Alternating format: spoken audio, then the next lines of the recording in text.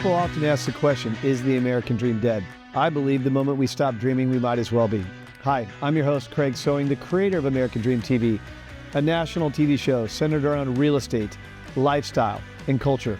A real show showing you real neighborhoods from real professionals. Today, we're going to take you all across the country, showing you why we live in the greatest country on the planet. Let's get this show started right now. From coast to coast, it's not just about houses. It's about how people live, work, and dream. These streets hold stories. These homes hold hope. And the people, they're the heartbeat of something bigger. This isn't just real estate. This is the real America.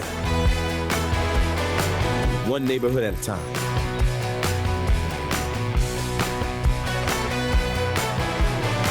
Welcome to your neighborhood. Welcome to the American dream.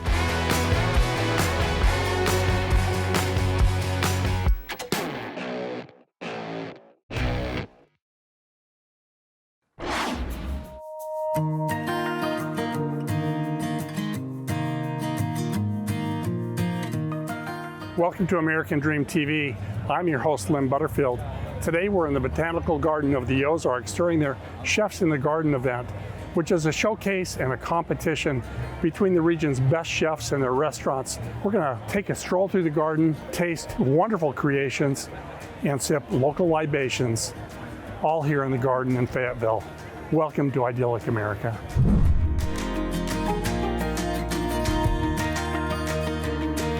So Lynn, you can probably see we've got a butterfly here, and its placement is not coincidental. You are standing on our butterfly path. Now here at BGO, all of the plants you see are great for pollinators, but this path in particular is planted with butterflies and pollinators in mind. So we've got plants that are great for nectar, plants that are great for those hungry caterpillars, and then right around the corner, we lead right into the state's only butterfly house.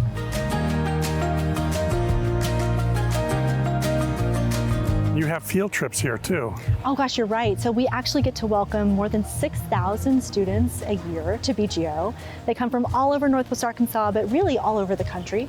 And as you can imagine, the Butterfly House is one of their favorite places to stop. Wow. It is, as I mentioned, the state's only butterfly house. It's also a native butterfly house.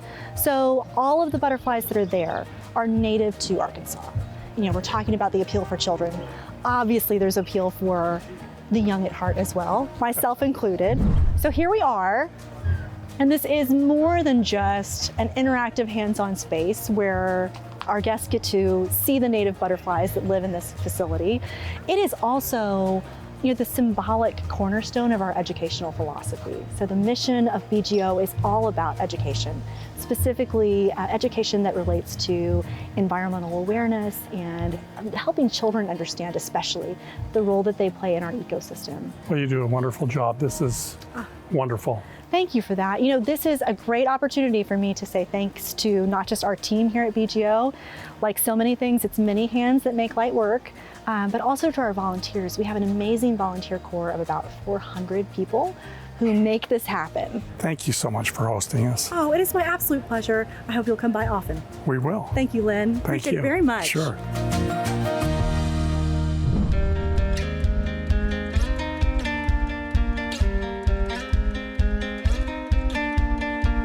Chef Rogers, honorary chef of the Chefs in the Garden. Hey Lynn, how are you doing? Good to see you. It's my pleasure again. So tell us what you got going here. So we did a ginger confit chicken thigh with a watermelon and lemon verbena tea that has a little white miso and a little Earl Grey steeped into it, raw cucumbers, basil oil, and then fresh marigold petals. They're just a little citrusy right at the very end. As always, you plan the taste in stages all the way to the end. Of course. You are the best. And congratulations on being the honorary chef. Thank you so much. It was a big honor. It's completely unexpected. Well, I expected it. So, good to see you, buddy. Good to see you, brother. Thank you so much.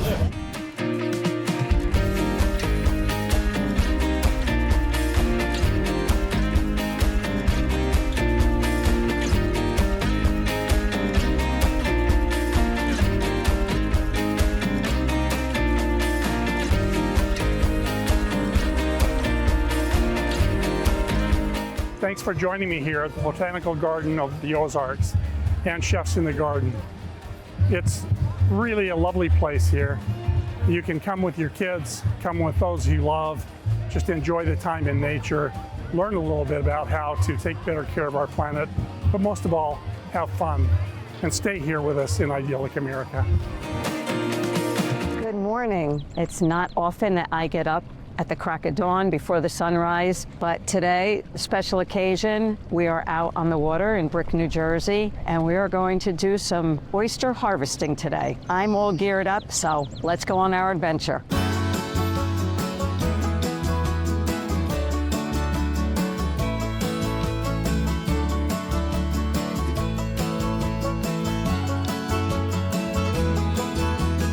Good morning, Nick. We're out here on the Barnegat Bay. You're the owner, partner in Point Oyster, and we are headed out to an oyster farm. Absolutely. So like you said, we're going out to our oyster farm. It is Swan Point here. What we have on the side of the boat here is our helicat, has a helix in the middle. Okay. So when we drive up next to our lines of cages, it'll actually flip them over, which is very important for controlling biofowl. We like to let them air dry overnight. We're gonna flip a few back that we flipped over last night. Okay.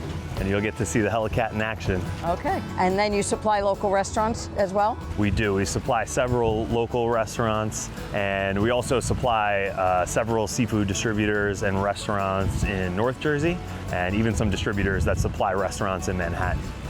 And then depending on the time of year, you'll actually get different flavors and different kind of meat quality inside. As the water gets colder in the fall, that's why it's such a great time for oysters. They kind of fatten up, they get a little sweeter, and the water, salinity changes a little bit, so you get a different brine in there. So depending on what time of year you have our Good Vibes oysters, you'll get a slightly different flavor every time. A little bit of technology and mechanics make everybody's life a whole lot easier. Oh, really? Absolutely.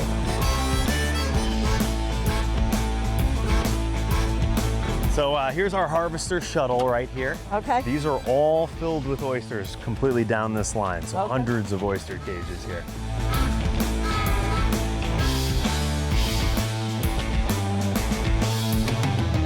Little there we baby have it. crabs. Okay. Oh, That's yeah. very cool. Now we're at the baby farm. Yeah, so we get our seed, oyster seed, the tiny little ones from hatchery, and then we come put them out here for the grow out stage. So that now these are going to go back in the cage. These are gonna go back in the cage. They'll get a little more time in there, get a little more growth, so they have a little more water flow, because more flow means more growth.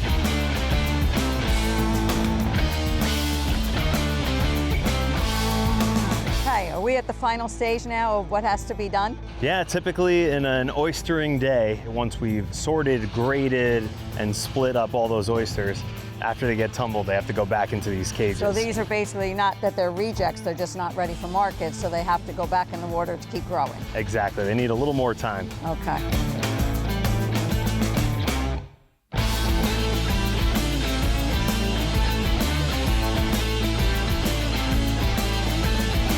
I put in a full day's work here.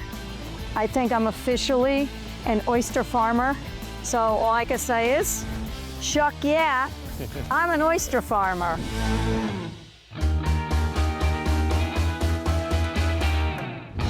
Here we are.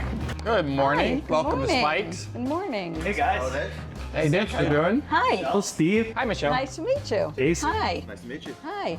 I just spent the morning with Nick, and I learned all about oysters, and we're here because I'm so excited. I know you guys are around for 99 years, so we want to hear all about your story and check out the oysters. Well, why don't I give you the tour first? Give us a tour. You're standing in the original Spike's. From this Oh. little blue wall going over that way is 100 years old. Oh, wow. This side we like to call our new section. Okay. It's only 70 years old.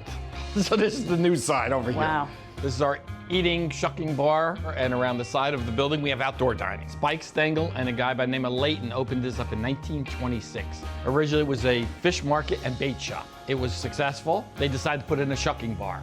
Moved the shucking bar over, put tables in, and that's the history of how it began. Does that family still own No, the Layton family had it from 1926 to 1990.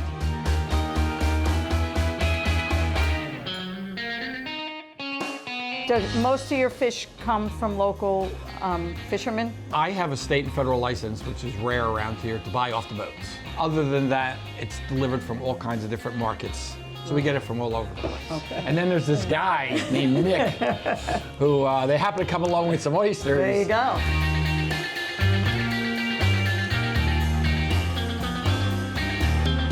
So this is what Michelle was just harvesting from the Barnegat Bay here in Swan Point.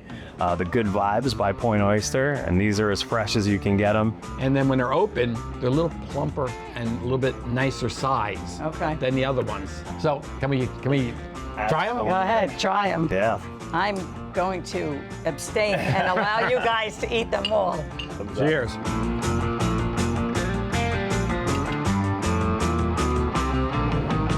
See, I'm an oyster lover, and I've always told people that one of the best I like is Wellfleet. The ones from New Jersey now rival them. Wow. I really believe they rival them, and they're that good. That's a good thing. That's a It good is. thing. There you Yeah, go. everybody knows Fresh from the Wellfleet. Barnegat Bay. Everybody knows Wellfleet, and it's fun to have local Yes, and support each other of local. course. Well, I thank you so much for your hospitality.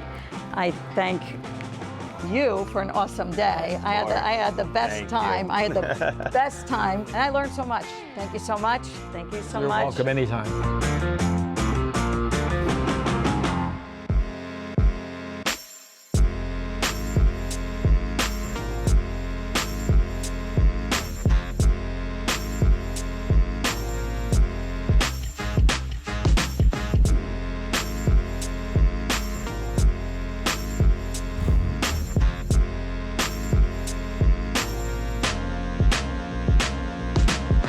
Hey guys, this is McHaney V. We're American Dream TV, selling New Jersey. I'm on my way to one of my listings in Irvington. Can't wait to show you guys. I wanted to talk about, a little bit behind the scene before I show you the listing. Being a professional realtor is so hard. I put so many hours, behind the scene. People think it's just, luxury car, luxury home. It's more to it. I gotta constantly submit offer, work nonstop. But I love what I do. I love helping my clients. It brings so much joy in my heart. I'm a very blessed woman, I love helping people find their dream home. Everybody, we have it hard. Everybody have to put a lot of hours and work, but I'm doing something at the end of the day that I love doing.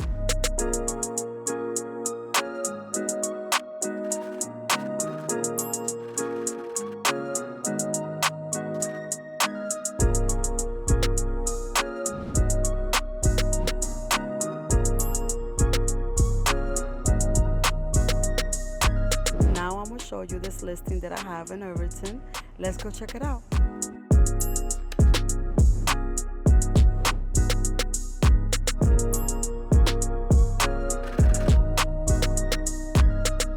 So we're here now in Irvington. I can't wait to show you my beautiful listing, 3-bedroom, 2-bath. Come on, let's go check it out.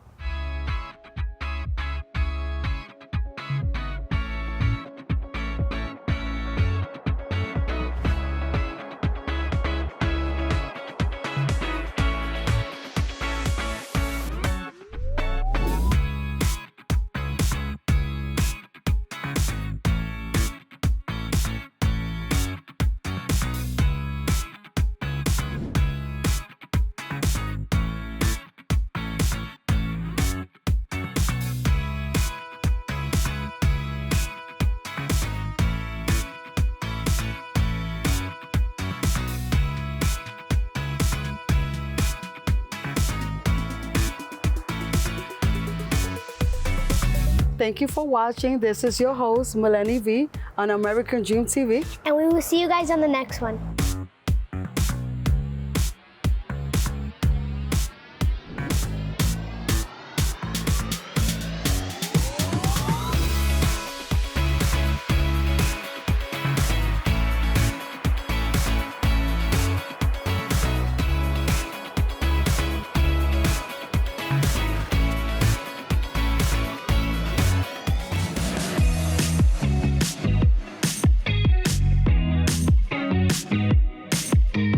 Welcome to Selling Northwest Arkansas. I'm Stacy McSpadden, and today we're stepping inside one of the region's largest sporting showcases, the Walmart Northwest Arkansas Championship, held here at the beautiful and prestigious Pinnacle Country Club.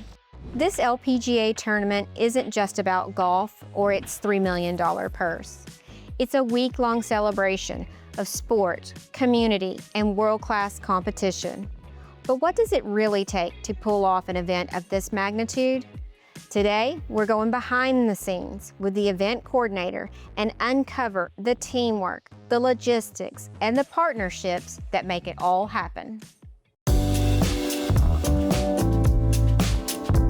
Hey, David. How are you? Good, good. So today I have David Nichols. He's the operations director for the tournament. And David, you have a front row seat to everything that's going on here. What makes this a must stop on the LPGA Tour? Well, to start off, this is our 19th year. We're really excited about hosting here at Pinnacle Country Club, with all 18 editions being at the host club of Pinnacle. This is a 3-day event on the LPGA Tour. We're Friday through Sunday, so having a 3-day event, the LPGA player golfers, they like it. We enjoy it. We're able to put on, plenty of special events throughout the week to be able to host more of the community. Nice. And also, it's just in September, so the weather's great, and we're excited for it every year. So tell me, we've got a lot of moving parts here I'm seeing scaffolding, tents, cables. What all does it take to pull this? There's a lot of moving parts here. There's a ton, you're exactly right. So right now we have 2 of our largest vendors that are on site, and those vendors are In Production and Pro-Am. You have one crew that comes in, and they're the ones that build the scaffolding and the subfloor for all the tents that you see around. And then you have the tent company who comes in, and they're putting all the vinyl up, the glass, the tents, the carpet that goes on the floor. So both of those vendors are on site. There's a lot of moving parts. We have a build everywhere from hole 16 all the way through 18. The In Production crew has been here for exactly a month, and then Pro-Am's been here for about a week. So it takes a while to put this on, and anyway, 2 of our largest vendors are here, and they're ready to roll. That sounds like a lot of planning and logistics happening all at once. You mentioned about your partnerships with businesses and vendors. It seems like the whole community comes together and steps in to help. And I'm talking about volunteers, the spectators, businesses, sponsors. Can you tell me a little bit about that helps pull all this off? Yes, we couldn't do it without, all of our sponsors. Walmart and P&G, with, Walmart being, home here to Northwest Arkansas. It's huge that this is, in their backyard, not only for the fans, but, the people that work for Walmart too. So, it couldn't be done without their sponsorship and their support. But again, bringing this back to being here for 19 years, there's a lot of community support around this event. People look forward to coming to this event. There's a lot to do, the week leading up to the event. So, it couldn't be done also without, our volunteers. The volunteers, we have over 700. We have a great team. Wow. And it truly, they're the backbone of the event. We couldn't do the event without them, but we're thankful for the community support and everyone here. But speaking of, I've got to run. It was nice to meet you. Thanks for taking the time. Thank you so much. I really, really appreciate it. Have a great day. Pulling off an event of this scale is no small feat. From logistics and sponsorships to welcoming fans and players from across the globe. It is the power of many that creates the magic of the Walmart Northwest Arkansas Championship.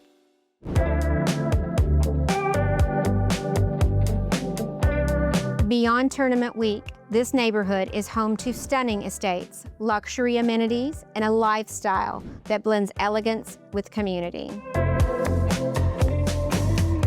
Wow, this is completely stunning.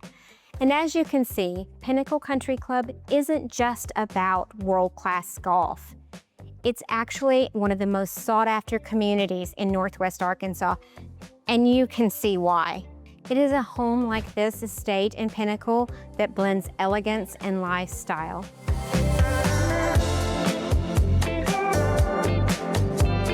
This Pinnacle home is a perfect blend of elegance and comfort with rich finishes and thoughtful design throughout. You'll notice custom details, curated art that elevates each room, and open spaces that feel both welcoming and refined. Step outside and the backyard truly steals the show. A private oasis with lush landscaping, relaxing patios, and plenty of room to entertain or unwind in style. This isn't just a home, it's a retreat right here behind the gates of Pinnacle. Thank you for joining me here at Pinnacle Country Club. From Fayetteville to Bentonville and beyond, I'm Stacy McSpadden, reminding you the American dream starts here at home.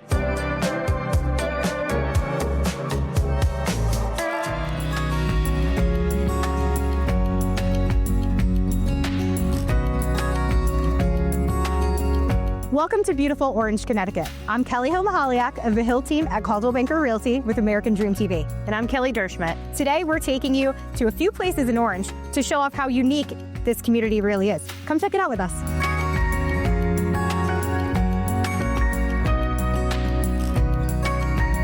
Orange is rich in history. Officially incorporated in 1822, this town has deep agricultural roots that are still alive today due to events like the farmers market and everything else within the community. From local vineyards to family-run farms to the amazing beloved traditions of Orange, plus a gorgeous home tour, we have so much to see. Let's go.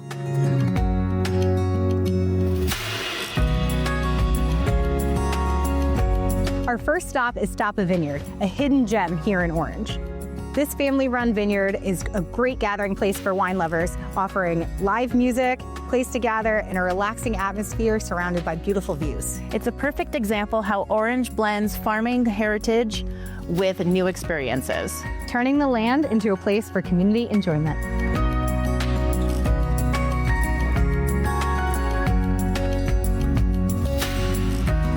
So, Stop a Vineyard, how did it begin? How did you choose Orange, and what's the history of it? So we actually chose Orange kind of on a whim. My sister and my mother found it.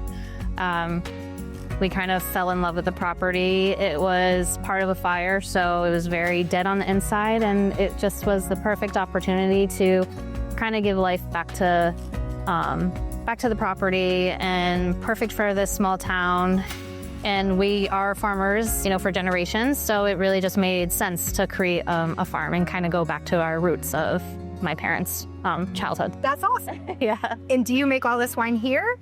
We do. So all of our wines that we offer are made on property, and we utilize all the grapes that we grow. There is our one high end, which is Sorelle. That one has California grapes in it. Gotcha.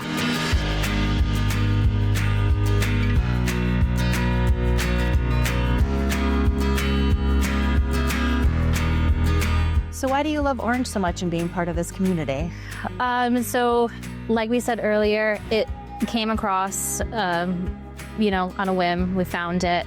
And then actually staying here and creating what we've created and, being a part of the Orange community, you just get to know people in the community. They're all beautiful people. They treat us so well.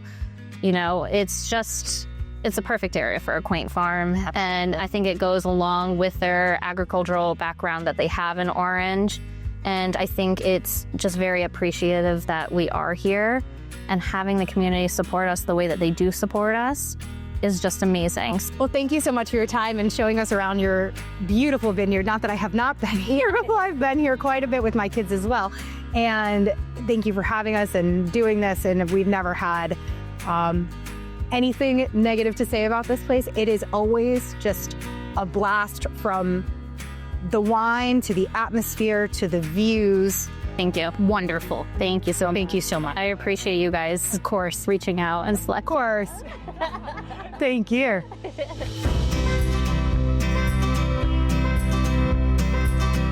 Orange's connection to farming is still alive and thriving, not only through historic farms like Mapleview, but also at the Orange Farmers Market. Orange has long been known for its farmland, and this market is the modern-day extension of that tradition. Every week at the High Plains Community Center, local farms and artisans come together to share fresh produce, baked goods, and handmade products. And it's not just the market. Orange is known for its incredible community traditions too, like the annual Lighted Tractor Parade, the Strawberry Festival, the Orange Country Fair, and of course the Orange Firemen's Carnival, which is celebrating the fire department's 100th anniversary this year. These events bring the whole community together, celebrating Orange's traditions while supporting its farms and families. It's where neighbors meet, families gather, and where the tradition of farming in Orange continues to thrive. We're with our first selectman here, Jim Zioli, at the Farmers Market here in Orange today, and we were going to talk to him about his favorite community event. So, Jim, what is your favorite community event here? The town of Orange offers so many great events, but I have to be honest, the Orange Country Fair is the best event to me. It epitomizes the character and quality of life of the town of Orange, I think. It's a fun, safe event. Families can have a great time at a reasonable price, and that's my favorite event. Yes, same. And what would you think is most important about farming in Orange? Farming in Orange is something that has become almost a bit of an anomaly because there's only a few of us left, and we try to offer seasonal and vegetables and fresh good stuff for people to have the opportunity to. The problem is the farms help keep the quality and character of the town of Orange. Absolutely. But a lot of our residents don't think about that. We need income to maintain that quality and character of life. Absolutely. So, I encourage people to seasonally support your farm. We're here all year long doing stuff, and it's important. But Orange is a great place.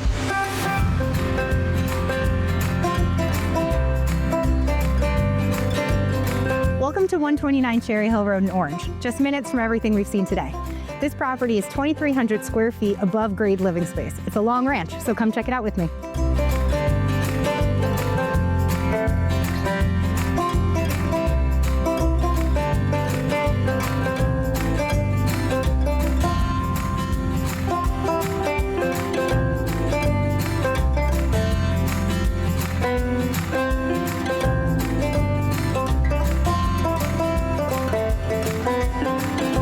From wine tastings at Stapa Vineyard to family fun at Mapleview Farm to this awesome farmers market, Orange is full of tradition, community, and with a property like we saw today, could be your perfect place to call home. I'm Kelly Derschmidt. And I'm Kelly Hill-Mahaliak, and this is The American Dream. Until next time. I hope you enjoyed today's episode of The American Dream TV. We created this show to combat negative media, to show that the American Dream is alive and well by showing you real stories in real neighborhoods.